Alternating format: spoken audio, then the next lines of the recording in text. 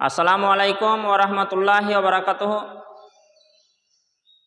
শ্রোতাগণ, আপনারা হেডিং লাইনে দেখে এসছেন, কোনো পাত্রে যদি কুকুর মুখ দিয়ে দেয় বা চেটে দেয় তার করণীয় কি?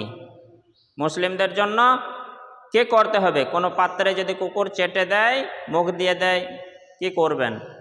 সহিহ হাদিস দ্বারা আপনাকে আমাকে জেনে নিতে হবে। এবার আসুন সহিহ মুসলিমের হাদিস। সহিহ মুসলিমে আছে, বুলুগুল মারামেও এ হাদিস 38 নম্বর হাদিস, একটু দেখে নেবেন। আন আবি হুরায়রা রাদিয়াল্লাহু তাআলা আনহু قال قال রাসূলুল্লাহ সাল্লাল্লাহু আলাইহি ওয়াসাল্লাম, হযরত আবু হুরায়রা রাদিয়াল্লাহু তাআলা আনহু তিনি বর্ণনা করছেন, তিনি বলছেন রাসূলুল্লাহ সাল্লাল্লাহু আলাইহি ওয়াসাল্লাম বলেছেন, তুহুরু ইনাই আহাদুকুম ইজা ওয়ালাগা ফিহিল কালব।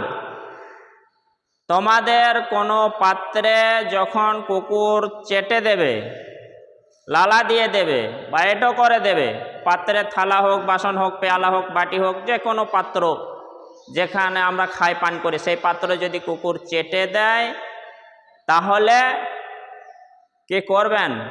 আমার রাসূল বলছেন, আইয়াগসিলাহু সাবআ মাররাতিন, সেইটাকে তোমরা 7 বার ধুয়ে নাও। যে পাত্রতে কুকুর মুখ দিয়ে দিয়েছে, এটো করে দিয়েছে বা চেটে দিয়েছে, সেই পাত্রটা 7 বার ধুয়ে নিতে হবে।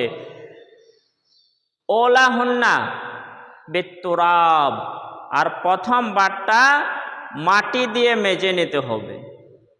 7 বার আমাকে যে ধুতে হবে, 7 বারের মধ্যে প্রথম বার মাটি দিয়ে মেজে নিতে হবে। তাহলে বুঝে নিলাম, এটাই ছিল আল্লাহ রাসূল সাল্লাল্লাহু আলাইহি ওয়াসাল্লামের জবানের কথা তথা হাদিস। সহিহ হাদিস, বুখারী মুসলিম, বুলুগুল মারাম 38 নম্বর হাদিস। তো আমার রাসূল যে কথা বললেন আমাদেরকে তাই মানতে হবে। যদি আমাদের কোনো পাত্রে কুকুর মুখ দিয়ে দেয়, যে কোনো কুকুর হোক, কুকুর যদি মুখ দিয়ে দেয়, সেই কুকুর মুখ দেওয়া পাত্রটি প্রথমবার মাটি দিয়ে ভালো করে মেজে একবার ধুয়ে বাকি পরে 6 বার ধুয়ে নিতে হবে। কিন্তু এখন যদি কেউ মনে করেন, এখন তো আমরা মাটি ব্যবহার করি না, বিভিন্ন রকম সাবান উঠেছে, সাবান বাটি আছে, সার্ফ আছে, তা দিয়ে মাজি, তো মাশাআল্লাহ তা দিয়েও যদি মাজেন, প্রথমবারটি সাবান বাটি, সার্ফ বা সাবান ইত্যাদি দিয়ে প্রথমবার ভালো করে মেজে ধুয়ে একবার ধোবেন, তারপর বাকি 6 বার ধুয়ে নেবেন। এটা হচ্ছে সুন্নত। যদি এরকম করেন তাহলে ওই যে কুকুরের লালা জীবাণু, সেই লালা জীবাণু থেকে মুক্ত পাওয়া যাবে আর পবিত্র হবে।